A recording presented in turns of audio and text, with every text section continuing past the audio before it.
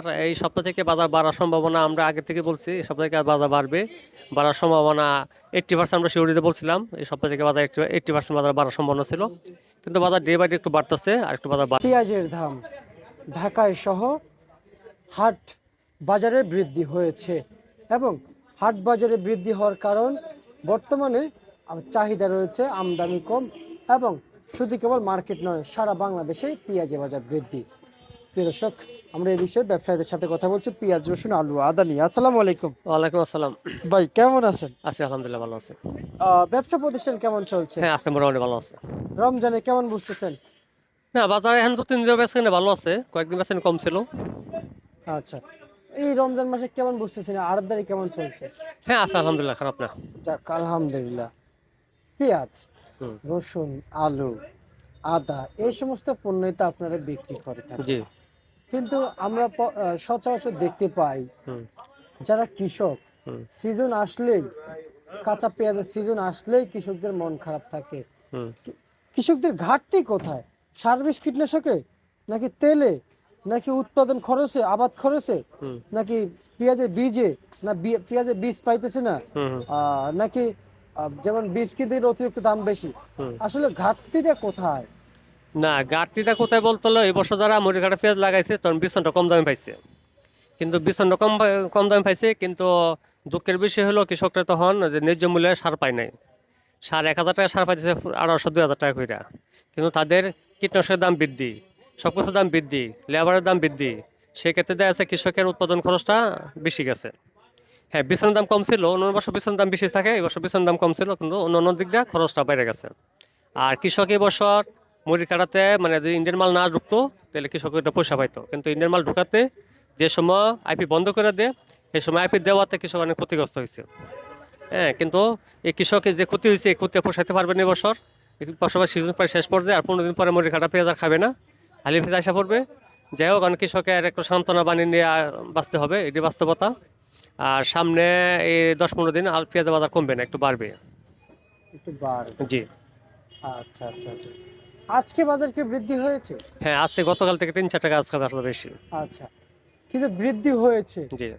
কৃষকও জানে না কেন বৃদ্ধি হয়েছে, শুধু মার্কেট থেকে শুনেছে বাজার বৃদ্ধি হয়েছে। না, কি? কৃষকটা জানে না বলতে না, গত কয়েকদিন কৃষক প্রচুর মালে আমদানি করছিল। জি আমদানি করাতে দেখা গেছে প্রত্যেকটা মোকামে যে যে মোকামে লাগলে 10 গাড়ি, মোকামে হয়েছে 30 গাড়ি মাল ঢুকছে। জি। আমদানির থেকে মানে চাহিদার থেকে আমদানি বেশি ছিল, সে বাজারটা নিম্নমুখী ছিল। আর এখন দেখা গেছে যে পরিমাণ আবার কৃষকটা একটু মাল কম আমদানি করতেছে, সে হিসেবে আমদানি থেকে যে চাহিদা থেকে আমদানি কম, সে হিসেবে বাজার একটু ঊর্ধ্বমুখী হয়েছে। এটি বাস্তবতা। কৃষি পণ্য এই ধরনের হয়, আমদানি কম থাকলে চাহিদা বাড়ে, চাহিদা থাকলে আমদানি কম, এটি বাস্তবতা। সেই হিসাবে কৃষকের দেখতে হবে যে আমদানি কখন কম হইতেছে, বেশি হইতেছে।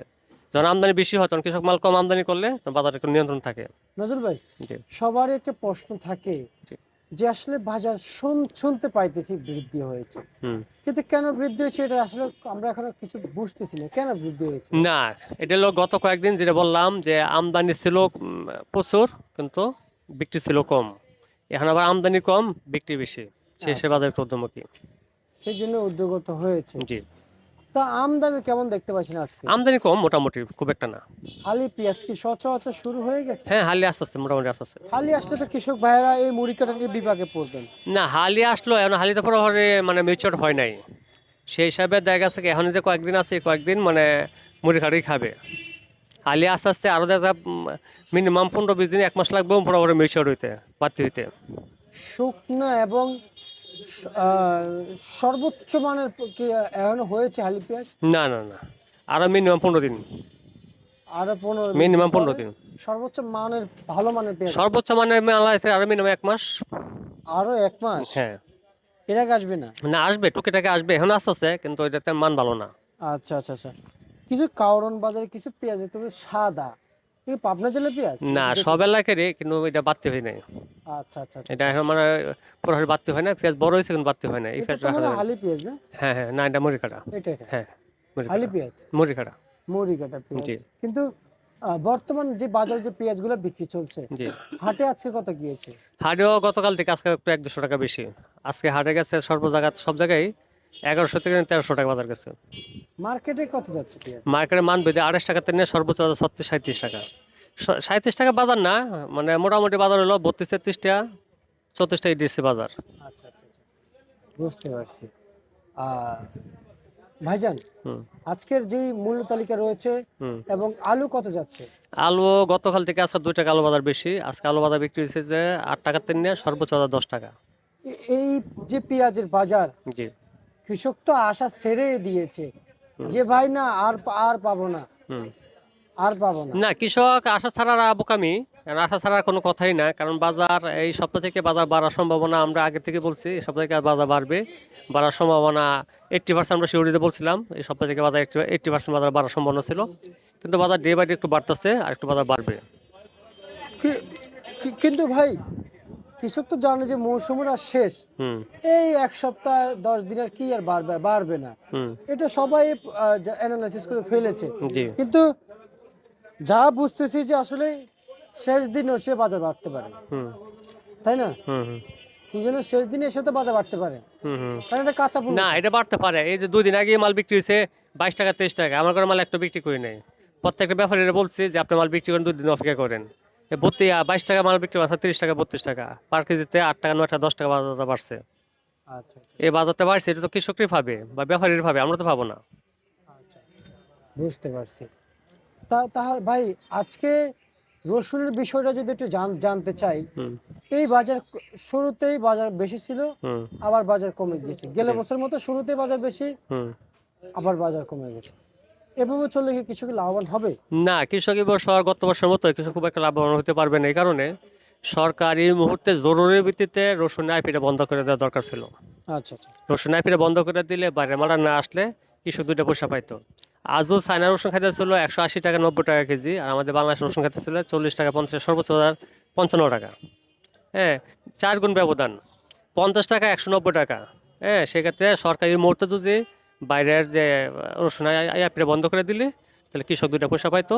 তখন দেখা গেছে বাইরে মালটা না এসে দেশি মালটা খাইতো, দেশি মালে খাইতো ভালো, গুণগত মান ভালো, সব দিক দিয়ে ভালো। তখন দেখা যাচ্ছে আমাদের ডলারটা বাইরে চলে যেত না। আমরা যখন এলসি করি তখন দেখা যাচ্ছে আমরা ওই টাকাগুলি চায়না চলে যাচ্ছে। আমরা দেশি প্রোডাক্টটা যে কৃষকটা ভালো থাকবো, আমরা জনগণ ভালো থাকবো, দেশের রেজার্ভ বাড়বো। সেক্ষেত্রে এই মুহূর্তে সরকার জোরালোভাবে সরকারের কাছে রিকোয়েস্ট যে অন্তত রসুন আইপিটা বন্ধ করে দেওয়া। আচ্ছা আচ্ছা আচ্ছা, বুঝতে পারছি। আর আজকে রসুন সর্বোচ্চ সর্বনিম্ন কত চলছে? সর্বনিম্ন কোনো শেষ নাই, নিম্ন 30 টাকা, সর্বোচ্চ বাজার 50-55 টাকা, 60 টাকা টুকিটাকি। আচ্ছা আর চায়না রসুনের বাজার অনেক বেশি, চায়না রসুনের বাজার হলো 160 টাকাতে নেই, 180 টাকা 85 টাকা 90 টাকা। আলু কত বিক্রি চলছে? আলু মানবে 8 টাকাতে নেই, সর্বোচ্চ বাজার 10 টাকা। পুরাতন পুরাতন।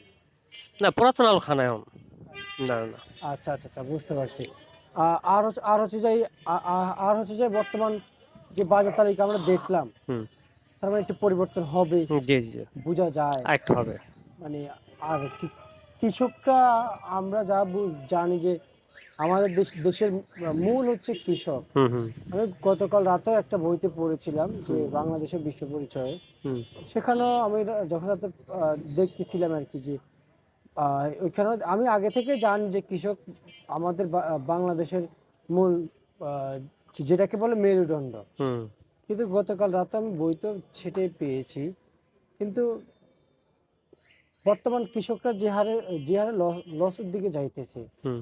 এই কৃষকরা তো হারাইয়া যাবে, হারাই গেলে তো আমাদের ক্ষতি হবে। না, কৃষক তো হারায় যাবে, কারণ কৃষক যদি বড় বড় যদি এই 2 বছর ধরে আলুতে লস হইতেছে, বারবার যদি আলুতে লসই হয় তখন তারা অবশ্যই আগ্রহের প্রতি আগ্রহ নষ্ট হয়ে যাবে। সেক্ষেত্রে কৃষকদের স্বাবলম্বী করতে গেলে সরকারের পদক্ষেপ নিতে হবে।